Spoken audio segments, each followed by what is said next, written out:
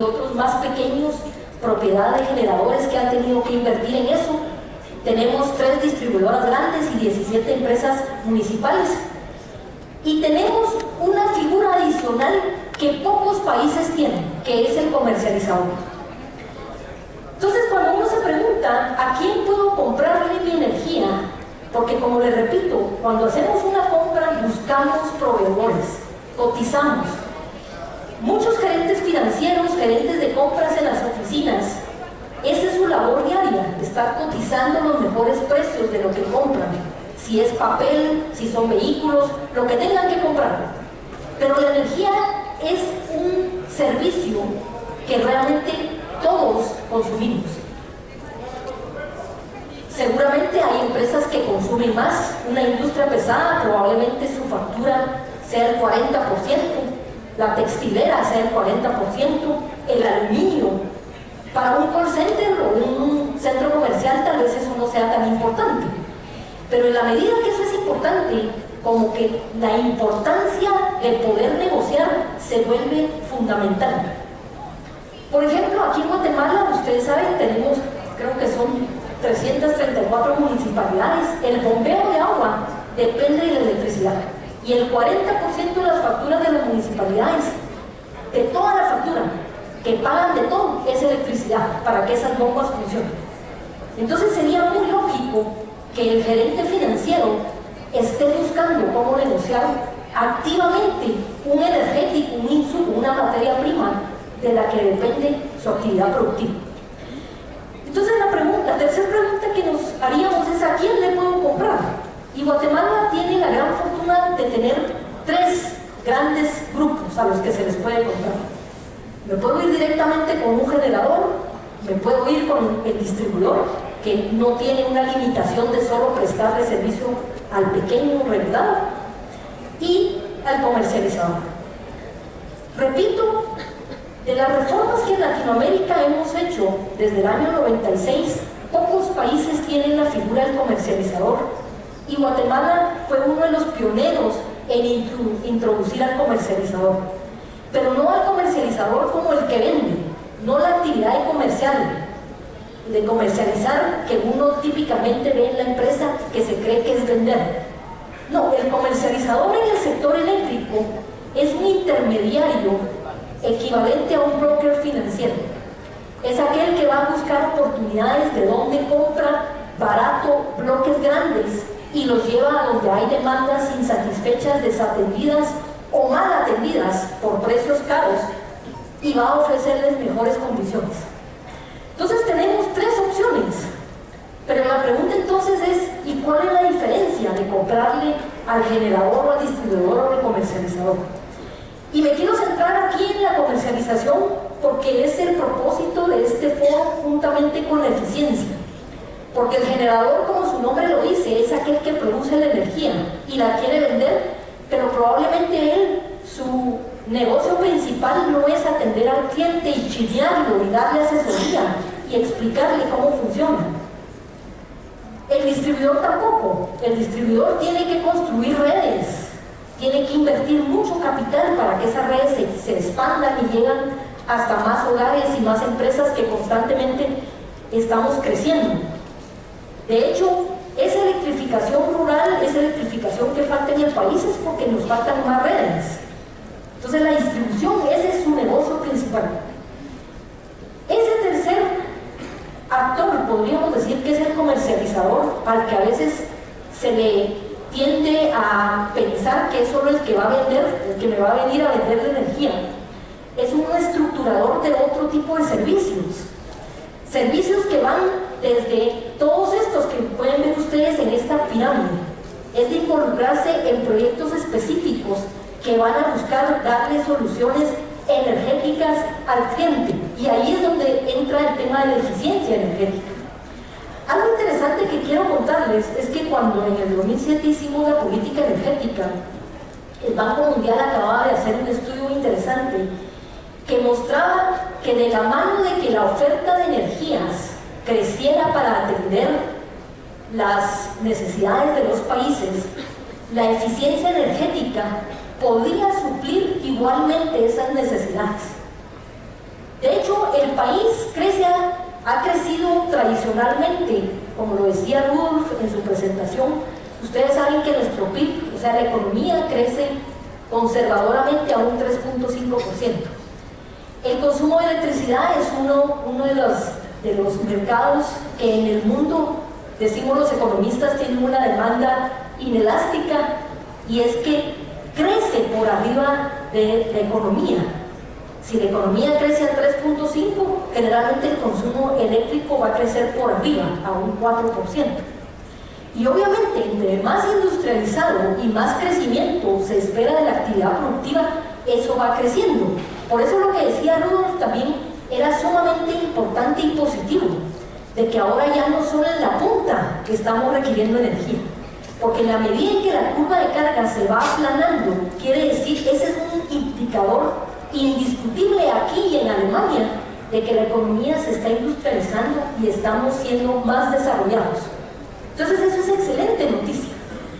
Pero las necesidades de energía no solo se suplen con aumentar la oferta, se pueden suplir también con ser más eficientes en la forma en que consumimos. Y ese estudio del Banco Mundial que yo les decía que si por ejemplo Guatemala año con año requiere 150 megavatios de nueva energía, que representa casi medio Chixoy, Guatemala debería tener la capacidad de construir proyectos del tamaño de medio Chixoy para que sigamos las necesidades energéticas. Por eso también lo que mencionó Rudolf, esa baja que ha habido en la última década es un poco preocupante. Sin embargo, la buena noticia es que si bien se están pensando en la PEC 4 y la PEC 5, y yo me adhiero a que es necesario que se hagan, también tenemos que pensar en planes integrales y nacionales de eficiencia energética. En el 2009 ya se había estructurado un Plan Nacional de Eficiencia Energética de la mano del BID, y lamentablemente se dejó de un lado, porque con un plan de eficiencia nacional e integral, esas necesidades que el país tiene también se podrían reducir. Esto es importante porque a nivel empresarial e individual, entonces el comercializador se convierte no solo en ese intermediario en el mercado eléctrico, en donde va a buscar las necesidades de energía, tocando las puertas de los generadores y llevando esos bloques a buscar consumidores grandes a los que les pueda ofrecer mejores precios que los que hay en el mercado, sino se puede convertir en un asesor de muchas cosas. Por ejemplo, nuestra legislación permite que el comercializador me pueda representar ante la AMM para hacer todo lo que yo desconozco. Es un poco como cuando uno tiene que hacer todo lo tributario, ¿verdad? Uno no es experto en la parte fiscal. Y tal vez uno puede ingresar sus facturas y hacer sus cositas, pero llega un momento en que si la empresa está creciendo necesitamos de un especialista, alguien que sepa cómo es la cosa. Eso es lo que el rol del comercializador va a poder ofrecer en un mercado que, les repito, en Guatemala tenemos la fortuna de tener esta figura bastante desarrollada. Y les digo la fortuna porque, por ejemplo, durante mi gestión como ministra yo tenía mucha relación también con el secretario Urrutia de Panamá. Y Panamá desde hace años se muere de las ganas de meter la figura del comercializador, pero no logran hacerlo porque tienen que modificar su ley. Ahora, ¿por qué se mueren de las ganas de hacerlo? Porque el comercializador se ha probado, en el caso de Guatemala, de El Salvador y otros países, es el que le da un dinamismo interesante al mercado para generar esa negociación efectiva de un suministro que es sumamente importante para la actividad productiva. Y entonces, el comercializador, repito, lo de abajo, la potencia y la energía, que es lo más importante porque va a intermediar, pero se puede volver en un representante del cliente ante las autoridades, donde debe cumplir una serie de requisitos que se desconocen, pero la partecita amarilla es donde me quiero concentrar, porque es ahí donde hoy muchos de los proyectos de eficiencia energética vienen acompañados de asesorías pertinentes para que las empresas no solo tengan menos necesidades de energía, sino que consuman mejor. Cómo realmente en la industria se pueden incorporar mejores motores, aires acondicionados, bombeos de agua. En el 2010 se hizo un diagnóstico nacional de justamente 6 de los sectores que son intensivos en demanda energética: la industria, las municipalidades, el transporte, el comercio, de dónde venían todos los equipos que consumimos. Se hizo un diagnóstico viendo las cuentas nacionales del Banco Central, de dónde vienen todos los equipos que consumimos, cuál es la antigüedad de esos equipos. Todo eso es un tema que debe atenderse si queremos justamente que la energía que consumimos no solo sea una energía que sea confiable su suministro, sino competitivo a los mercados en donde trabajamos. Y la cuarta pregunta que, como les decía, nos tenemos que hacer es no solo en qué mercado podemos conseguir esa opción de negociar, sino en ese mercado qué opciones hay. Nuestro mercado en Guatemala funciona a través de lo que se llama el mercado de contratos o a término, que son contrataciones que, como decía el licenciado Jacobs, es cuando las partes acuerdan tener un contrato de largo plazo, no un contrato para un año, sino realmente investigar las necesidades, ver las proyecciones de crecimiento a futuro e involucrarse en un acuerdo de mediano o largo plazo que les permita realmente quitar los riesgos de volatilidad de los precios y garantizar un suministro confiable y a precios que justamente podrían ser hoy mejores que los que se esperan en el futuro. Él de hecho usó una frase interesante, dijo: si muchos usuarios hoy se hubieran contratado hace unos 5 años, cuando los precios spot llegaron momentos a 35, a 40, hoy no estuvieran pasando el Niágara en bicicleta. Hoy tenemos spot de $300, pero es justamente porque no se le ha puesto la atención a negociar una materia prima, un insumo tan importante como la electricidad. Y bueno, tenemos un mercado spot, que es un mercado diario, un mercado que en Guatemala funciona, podríamos decir, solo para cerrar las negociaciones, ¿verdad? Vende excedentes o faltantes de energía. Y un mercado regional que también, como se mostró en la presentación pasada, hemos tenido la fortuna que a través de una línea de transmisión que se terminó de construir en el 2014, podemos comprar y vender de los países vecinos.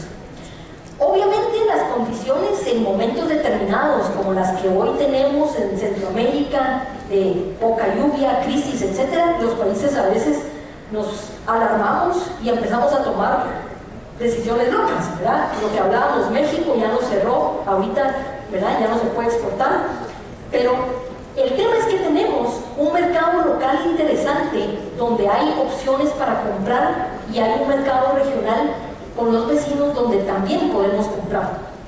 El tema es si conocemos el mercado o quién lo conoce, quién es el especialista que lo conoce. La siguiente pregunta que nos tenemos que hacer es, bueno, si puedo contratar con estos proveedores, ¿cómo lo puedo hacer? Y aquí viene el tema de los contratos. Guatemala también en la región somos uno de los pocos países que ha desarrollado una cantidad interesante de contratos diferentes. Están definidos, cada contrato tiene cláusulas y términos diferentes, porque no todo el mundo necesita lo mismo. Yo cuando les comentaba de que cuando lo hicimos a nivel de país había que explicárselo al gabinete económico y al presidente de por qué ahora vamos a comprar esto y por qué ahora vamos a comprar esto otro, yo le decía al presidente en términos de un ejemplo muy sencillo: cuando uno no necesita algo, no sale a comprar lo que no necesita. Si ustedes para ir a la fiesta de hoy en la noche tienen de un traje el saco, necesitan salir a comprar el pantalón. Aunque les quieran vender el saco completo, el traje completo, ustedes van a comprar el pantalón. Pues en la energía es lo mismo, uno debe salir a comprar lo que necesita. Y si las opciones de quien lo está ofreciendo ha permitido que se vaya desarrollando, que se vaya haciendo más sofisticado el mercado, eso es algo muy interesante, porque no todos necesitamos, no todos tenemos las mismas necesidades de energía, de potencia en el país. Por eso les decía, debemos entender y saber en qué tipo de industria estamos, en qué tipo de mercado, cuáles son nuestras necesidades de consumo, cómo se comporta nuestra curva de carga. Y aquí solo para temas ilustrativos, el tiempo obviamente no me da para eso, pero tienen ustedes los diferentes tipos de contratos que hay en el país, las características principales de cada uno de estos tipos de contratos, los principales riesgos que se asumen. Porque justamente cuando uno sabe qué ir a comprar y sabe qué necesita, también puede estructurar qué tipo de riesgo quiere asumir. En mercados más desarrollados como los Países Bajos y los países europeos, los contratos ya han llegado y nosotros tenemos una especie también de ese contrato hasta lo que se llama mercados a futuro. Si muchos de ustedes están en el negocio de la exportación, seguramente han oído de los mercados forward y futuros. De hecho, en Guatemala eso no es ajeno. En los años 80, cuando el tipo de cambio era muy inestable, surgieron los mercados a futuro. Comprar dólares hoy al precio de hoy para evitar que la volatilidad y la devaluación que se podía dar me pegara en mis exportaciones o importaciones. Que no me voy a meter ahorita a explicar también porque el tipo de cambio afecta de una manera muy diferente si uno es importador o exportador. Pero el tema es que esos tipos de contrato a futuro, forward, opciones que a nivel financiero se han desarrollado, los put, los call, todo eso ya hoy el sector eléctrico en el mundo lo ha incorporado. Y Guatemala no es ajena a eso. Tal vez no estaremos tan sofisticados como estos mercados súper que nos llevan, pero somos un mercado que en Latinoamérica hemos hecho relativamente bien las cosas en muchas áreas. Y la parte de la comercialización es una de ellas. Entonces, para que una negociación sea eficiente, y con esto voy terminando porque obviamente esto tan solo es una introducción al panel interesante que nos seguirá, es que deben haber una serie de elementos de competencia que deben funcionar. Y la primera es, hay muchos oferentes, ¿y dónde están esos oferentes si es que los hay? Bueno, Guatemala es uno de los mercados, repito, donde más comercializadores hay. Tenemos 22, hay 42 registrados, pero 22 activos. Y de esos 22, podríamos decir que unos 10 son parte importante de grupos empresariales con generación o con otro tipo de actividad del sector eléctrico o de actividad productiva que los hace muy fuertes y les hace poder ofrecer cosas muy diferentes a cada uno de los clientes que atienden. La segunda es la información. Si en un mercado no hay información y no es de fácil acceso, los mercados no promueven negociaciones eficientes. Yo les diría que hay información, aquí yo pensaría, y esa es mi opinión personal, que todavía nos falta mucho la transparencia de cómo funcionan los contratos, si bien son contratos privados, pero de entender qué es lo que me van a llevar a la mesa para negociar y cuánto de eso tengo holgura para negociar. En muchos países hay contratos machotes, entonces la gente sabe, pero un contrato tampoco es una cosa que sea una caja negra. Cualquiera de ustedes, por ser empresarios, gerentes de la actividad productiva donde se desarrollan, han hecho contratos sin fines de contratos, seguramente. Y un contrato tiene que tener esos elementos fundamentales de qué se va a comprar, en qué plazo, a qué precio, en dónde se me va a entregar, etc. Pero tiene que tener también cláusulas importantes de lo que yo llamo barreras de entrada y de salida. Si en los mercados no es fácil entrar y menos salir, porque mi proveedor no me deja salir, entonces los mercados no permiten también negociaciones efectivas.